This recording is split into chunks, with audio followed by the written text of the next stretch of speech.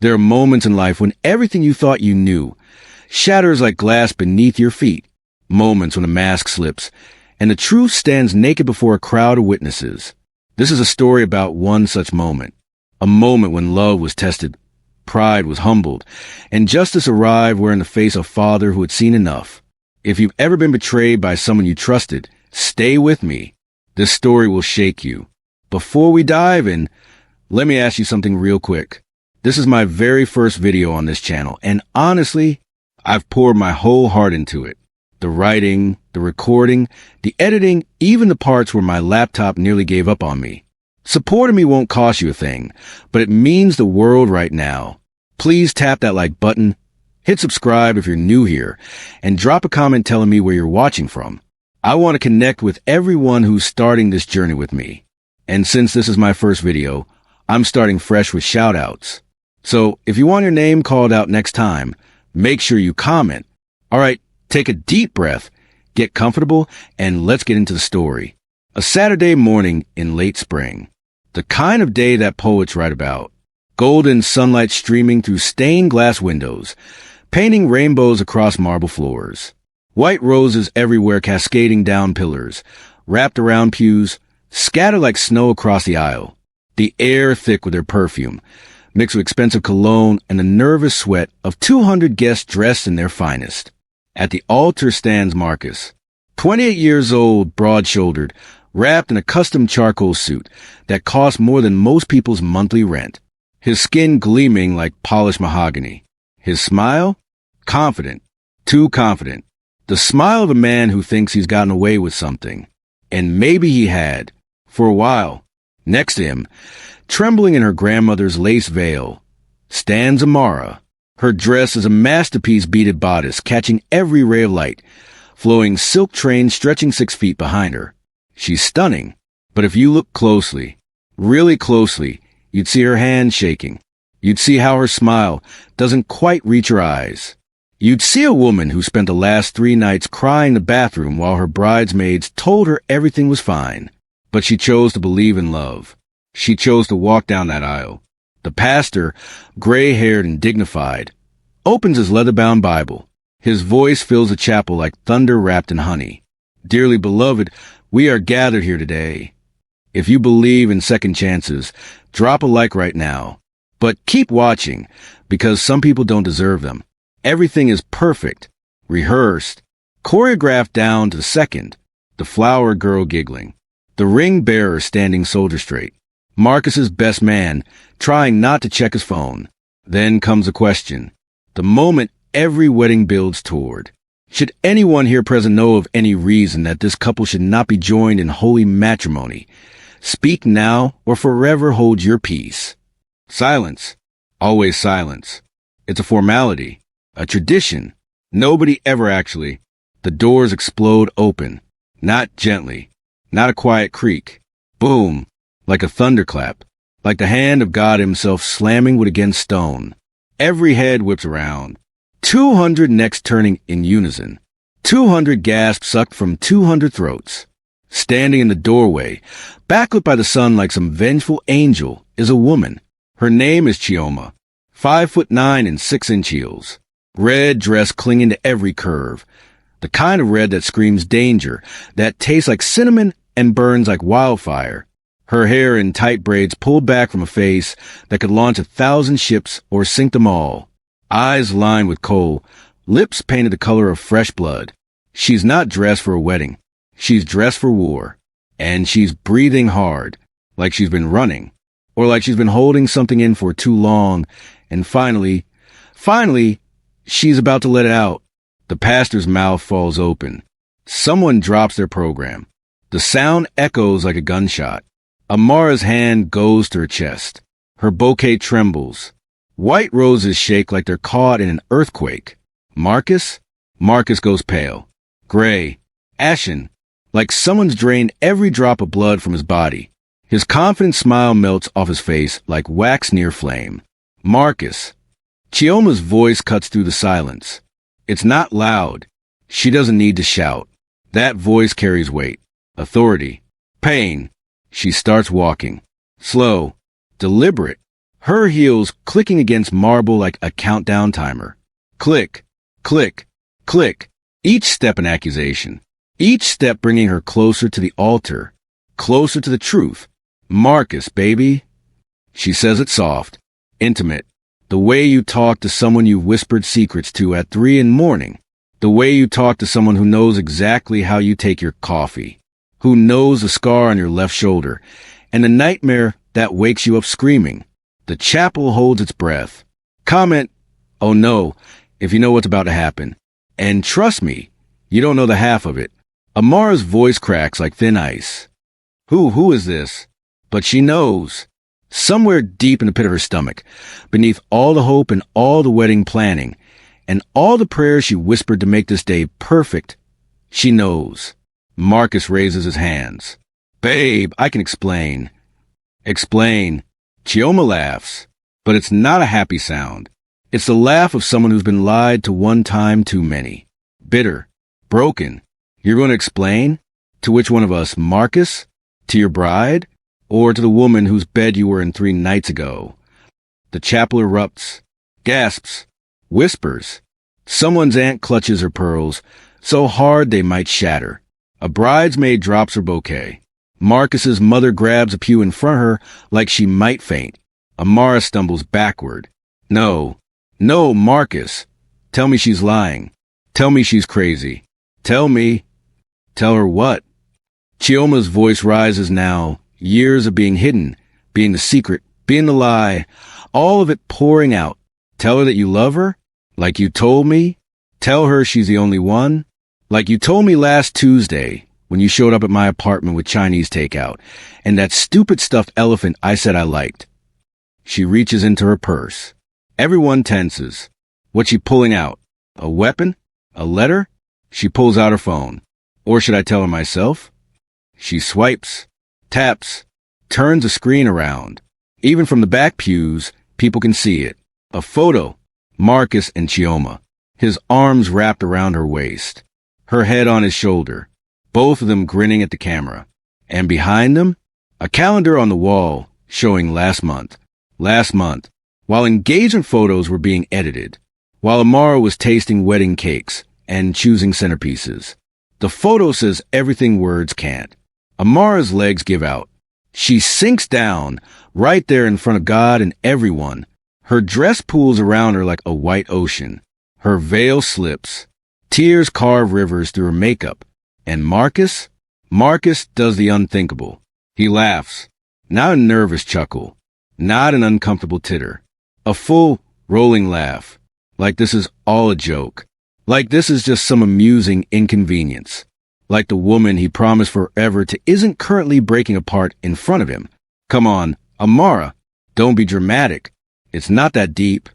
If you're angry right now, I need you to hit that like button. Because what happens next? That anger is about to feel like justice. The room freezes. Time itself seems to stop. Because those words, those 5 words, it's not that deep. They don't just insult Amara. They insult every person in that chapel who chose love over fear, who chose commitment over convenience, who chose to believe that promises mean something. Chioma's eyes narrow. Even she looks shocked.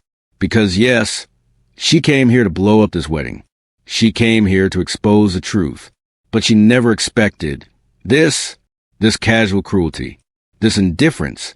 For a moment, just a moment, she and Amara's eyes meet. 2 women, 2 sides of the same lie, 2 hearts broken by the same man. And in that moment, something passes between them. Not friendship, not alliance, but understanding, recognition. Then Chioma does something nobody sees coming. She shoves Amara. Not hard, not violently, but firmly. A push. Right there at the altar. Amara stumbles. Her veil catches. Her train tangles around her legs. She falls, not to the ground, but into one of the groomsmen who catches her awkwardly, his face a mask of horror and confusion. The chapel erupts into chaos. Shouting, screaming, bridesmaids rushing forward, groomsmen forming a confused barrier, the pastor backing away like he's in the presence of demons. And Marcus? Marcus laughs harder. "This is insane," he shouts, still grinning like it's all entertainment. "You're both insane. Can a man?" The doors open again. This time, there's no dramatic slam, no thunderous announcement, just a quiet, controlled opening, the whisper of old wood on older hinges. And into that chaos steps a man. He's not tall, maybe 5'8", gray-haired, wearing a simple suit, not designer, not flashy, but pressed within an inch of its life. Clean, dignified, his shoes shine like mirrors, his face carved from granite and disappointment, and a lifetime of working double shifts to give his daughter everything she deserved. Amara's father, Mr. Okonkwo. Type father, if you already know, everything's about to change. The room doesn't just go quiet, it goes silent. The kind of silence that lives in graveyards and abandoned churches. The kind of silence that makes your ears ring. Because everyone knows Mr. Okonkwo. Everyone in this chapel has heard the stories. The man who built a business from nothing. The man who put 3 kids through university on a welder's salary. The man who never raised his voice because he never needed to. His presence was enough. The man who walked Amara to her first day of school and told her, "Never let anyone make you small." He walks slowly down the aisle. His eyes aren't on the chaos. They're not on Chioma in her red dress, or the scattered roses, or the horrified guests. They're on Marcus. And Marcus? For the first time today, maybe for the first time in his life, Marcus stops laughing. The grin slides off his face like oil off water. His shoulders pull back. He stands straighter. Because some part of his lizard brain, some ancient survival instinct, recognizes what's coming toward him. Consequence. Mr. Okonkwo reaches the altar. He doesn't look at his daughter. Not yet. He doesn't acknowledge Chioma, though his jaw tightens for just a moment. He stops 3 feet from Marcus. 3 feet, that might as well be 3 miles. 3 feet, that might as well be the distance between heaven and hell. When he speaks, his voice is quiet, but it fills every corner of that chapel. It fills every heart, every guilty conscience, every person who's ever betrayed someone they claim to love. Young man. 2 words. Just 2 words. But they land like a judge's gavel. Marcus's throat works. "Sir, I didn't ask you to speak." Marcus's mouth snaps shut. "I've been standing outside those doors for 15 minutes. 15 minutes, listening to this spectacle. Listening to you laugh at my daughter. At the woman who spent 2 years planning this day. At the woman who defended you to me when I said you weren't good enough. When I looked you in the eye 6 months ago and asked if you were ready to be a husband, ready to honor and protect and cherish. Do you remember what you told me?" Marcus nods. Barely. A twitch of his head. "You said, 'Sir, I would die before I hurt her.' Those were your exact words. I would die before I hurt her." Mr. Okonkwo takes 1 step closer. Just 1. But Marcus flinches like he's been slapped. "So tell me, Marcus, did you die? Or did you just lie?" The question hangs in the air like smoke, like poison, like truth. If you've ever had a father or needed a father to stand up for you like this, comment respect. And stay with me, because this story isn't done teaching its lesson. Nobody moves. The bridesmaids frozen mid-reach. The groomsmen statues in their matching ties. Even Chioma, bold, fierce Chioma, stands perfectly still, her red dress now looking less like war paint and more like blood, like evidence. Marcus's mouth opens, closes, opens again. I made a mistake. I can fix. A mistake. Mr. Okonkwo's voice doesn't rise. It doesn't need to. A mistake is forgetting someone's birthday. A mistake is breaking a dish. What you did, what you've been doing, that's not a mistake. Son, that's a choice. You chose yourself. You chose your pleasure. You chose to make my daughter, my baby girl, look like a fool in front of everyone she loves. He turns now, finally, to Amara. She's still being supported by the groomsmen, mascara streaking her face, her beautiful dress crumpled and stained with tears. Her eyes meet her father's, and in them, he sees everything. The late night she cried into her pillow, pretending everything was fine. The time she ignored her gut because she wanted to believe in love. The compromises, the excuses, the slow erosion of her self-worth. His face softens. Just for her. Just for a moment. Sweetheart, stand up. She shakes her head. Daddy, I can't. Yes, you can. You've always been stronger than you know. Stand up. Slowly, painfully, Amara rises. The groomsman steadies her. Someone, one of her bridesmaids, tears streaming down her own face, rushes forward to straighten her dress, to fix her veil. Mr. Okonkwo holds out his hand. Amara takes it, and he walks her away from the altar, away from Marcus, away from the lie she almost married. Then he turns back to Marcus. And now there's steel in his voice. Now there's a thunder everyone was waiting for. This wedding is over. Not postponed. Not delayed. Over. You will leave this chapel. You will never contact my daughter again. You will not call. You will not text. You will not send messages through friends.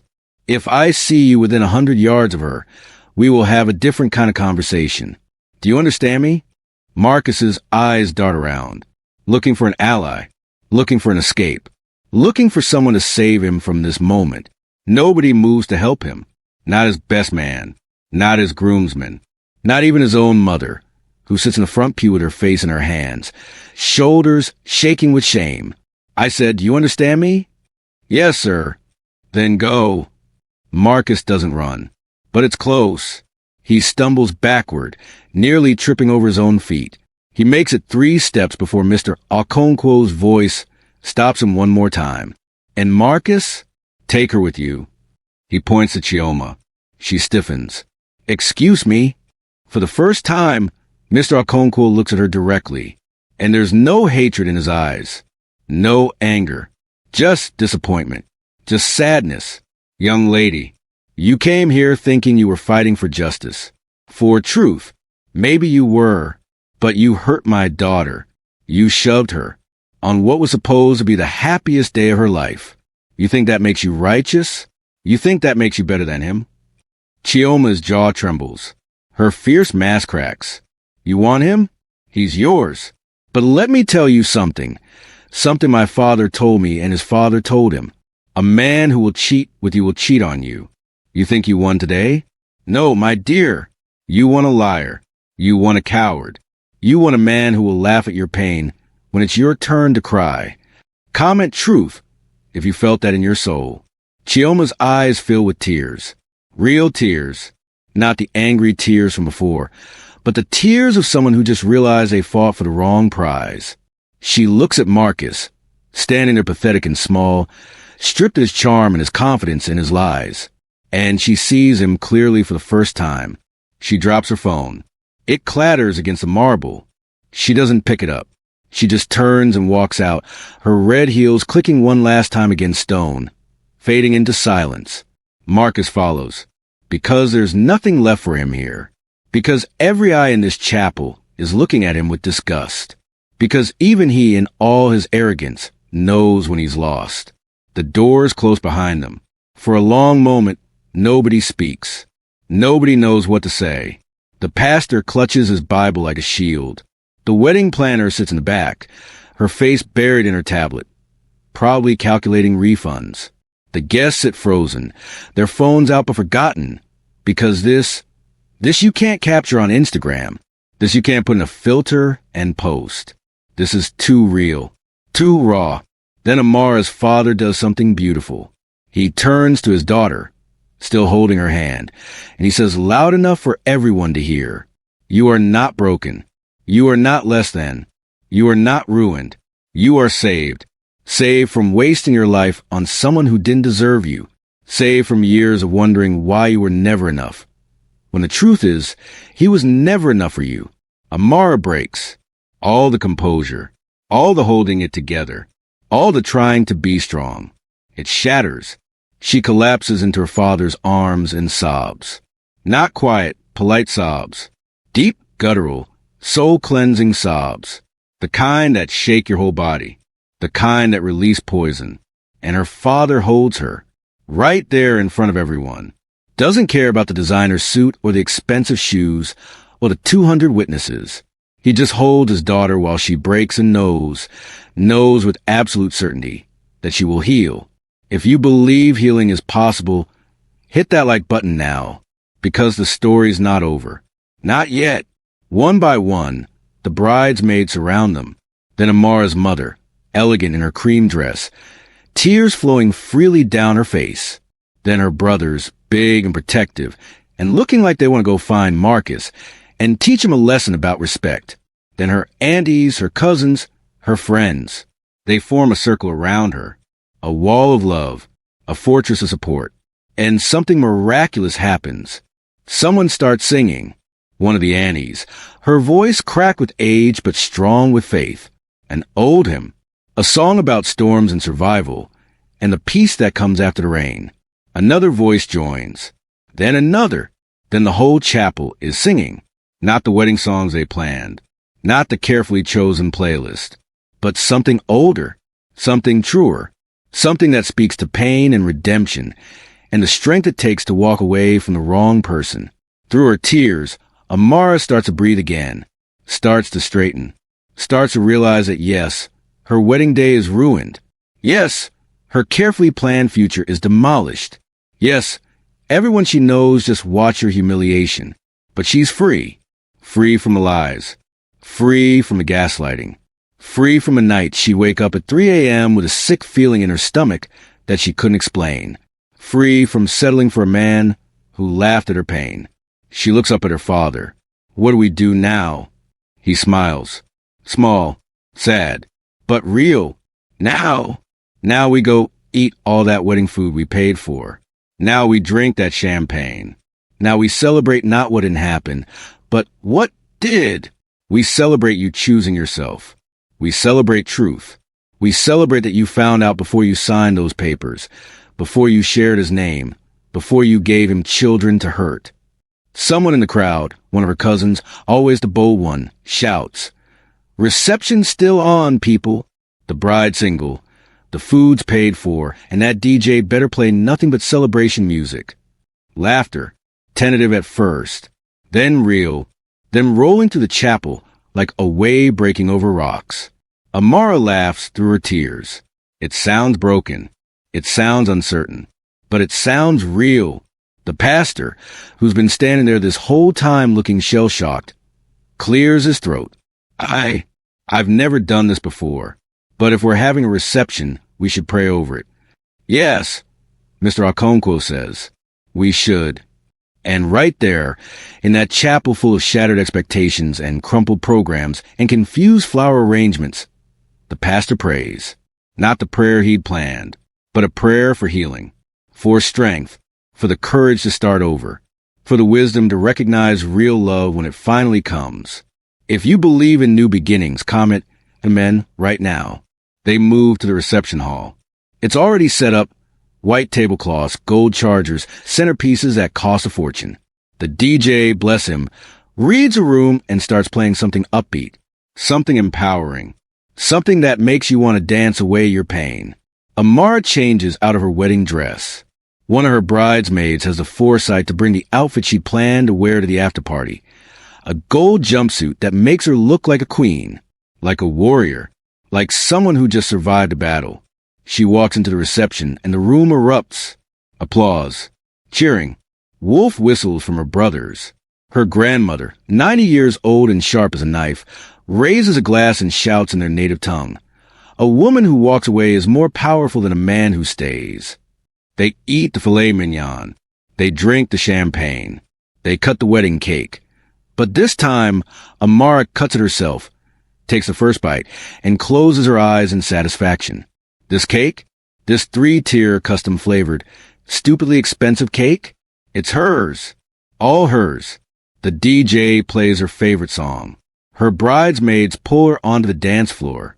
And slowly, painfully, but beautifully, she starts to move, starts to sway, starts to remember what it feels like to take up space without apologizing, to laugh without wondering if it's too loud, to exist without making herself smaller for a man who never deserved her anyway.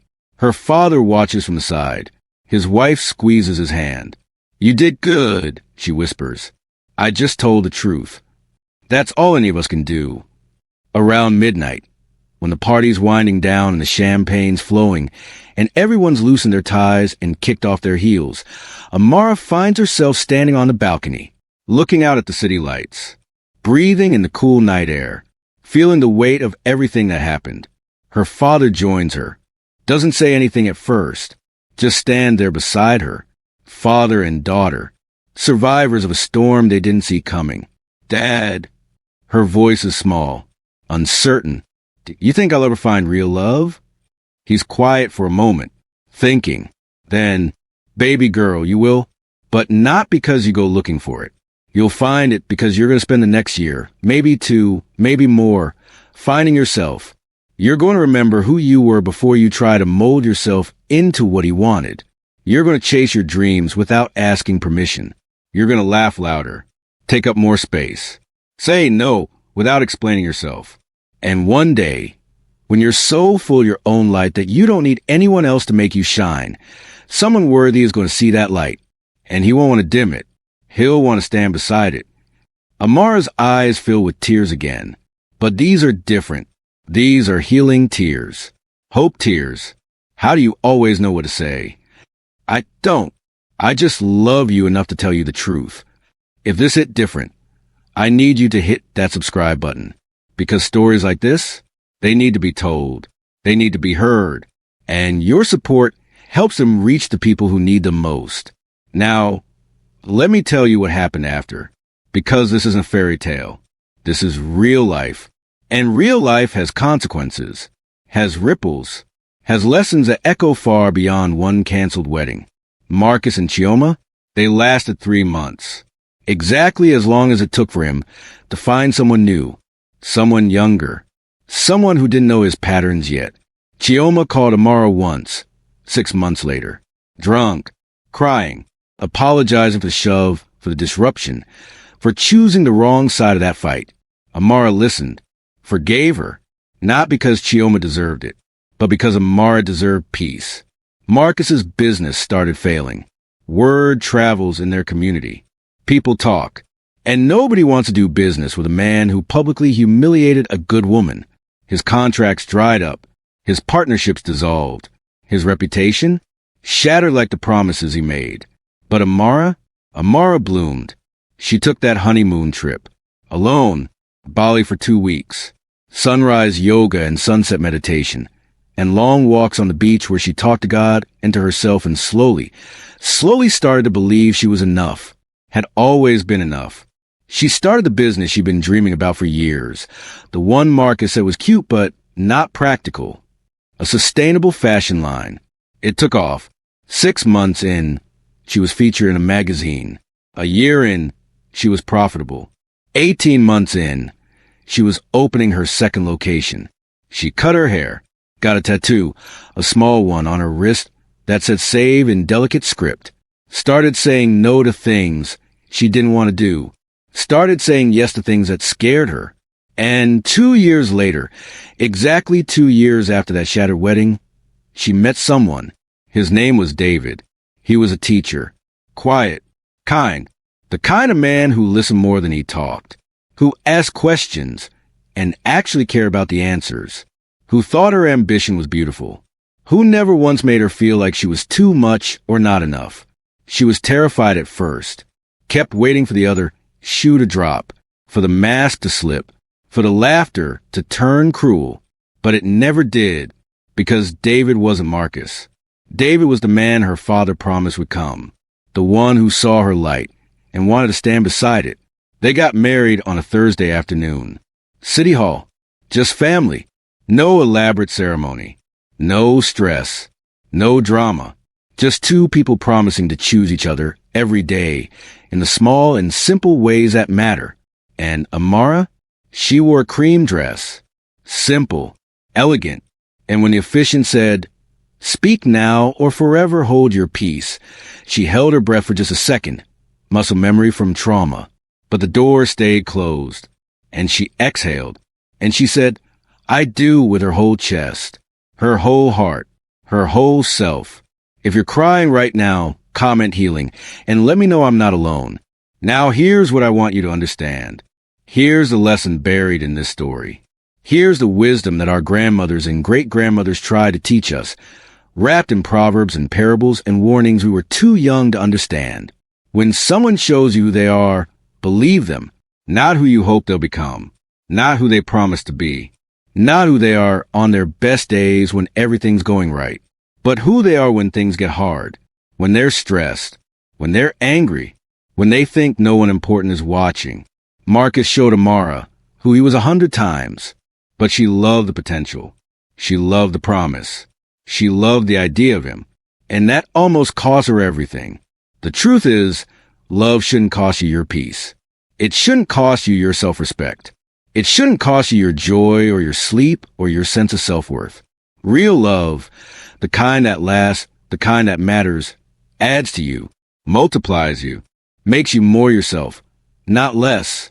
And if you're in a relationship right now where you're constantly making excuses, where you're constantly anxious, where you're constantly wondering if you're enough, I need you to hear this.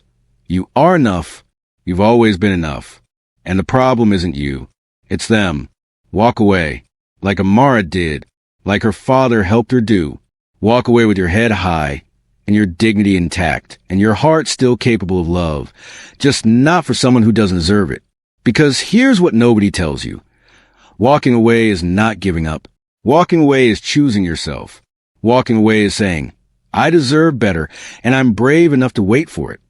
If you needed to hear that today, hit the like button so it reaches someone else who needs it too. 3 years after that wedding, Amara sat down with journalists who wanted to write about her business success. And inevitably, the conversation turned to that day, to the viral moment, because yes, someone filmed it. Because yes, it ended up online. Because this generation documents everything. The journalist asked, do you regret it? Do you wish it had happened differently? More privately? And Amara thought about it. Really thought about it. Then she smiled. No, if it had happened privately, I might have convinced myself to stay. I might have let him talk his way out of it. I might have chosen the comfort of the familiar over the discomfort of the unknown. But because it happened publicly, because my father stepped in, because I had 200 witnesses to my humiliation, I couldn't lie to myself. I couldn't pretend. I had to face the truth, and that truth set me free. She paused, took a sip of water, continued. People think that day broke me, but it didn't. It broke the chains I didn't even know I was wearing. It broke the illusion. It broke the lie. And from those broken pieces, I built something real, something mine, something no one can take away. The journalist published that quote. It went viral again. And this time, the comments weren't about the drama or the scandal or the shock of it all. They were from women, thousands of women, saying, me too, saying, I needed this, saying, I'm walking away too, because that's the thing about truth. It's contagious. It's powerful. It gives other people permission to stop pretending. So here we are, the end of the story, the moral fully revealed, the lesson learned and shared and passed down. But I have a question for you, a question that's going to sit with you long after you finish watching this video, a question you need to answer honestly, in the privacy of your own heart. If you were Amara standing at that altar, watching your world fall apart in front of everyone you love, would you have had the strength to walk away? Or would you have tried to save it? Would you have made excuses? Would you have chosen the comfort of the known over the terror of starting over? And if you're honest, really deeply honest, what chains are you wearing right now? What lies are you telling yourself? What relationship? What job? What situation are you staying in? Because leaving feels harder than staying. Because here's the final truth, the one that matters most. Every day you stay in something that's wrong for you is a day you're not available for something that's right for you. Every day you compromise your peace is a day you're teaching people how to treat you. Every day you accept less than you deserve is a day you're betraying the person you're meant to become. So what would you have done? Comment below. Tell me your truth. Tell me your story. Tell me if you're walking away or if you're staying or if you're somewhere in between trying to figure it out. And if the story moved you, if it taught you something, if it reminded you of your worth, I need you to do 3 things. First, hit that subscribe button, because there are more stories like this. More lessons, more truth wrapped in narrative, and you don't want to miss them. Second, share this video with someone who needs it. That friend who's making excuses for someone who doesn't deserve her. That cousin who's trying to save a relationship that's killing her slowly. That sister who forgot she's a queen. Send it to her. Let her know she's not alone. Third, in the comments, answer this question. What would you have done if you were in Amara's shoes? Would you have been brave enough to walk away? Or would you have tried to salvage the unsalvageable? Your answer matters. Your voice matters. Your story matters. So tell it. And remember, you are not what happened to you. You are not your broken engagement or your failed relationship or your public humiliation. You are what you choose to become after. You are the phoenix rising from the ashes. You are the warrior who chose herself. You are saved. Subscribe to Folktales by Enoch for more unforgettable stories. Like, comment, share. Until the next tale, most importantly, choose yourself. Always choose yourself.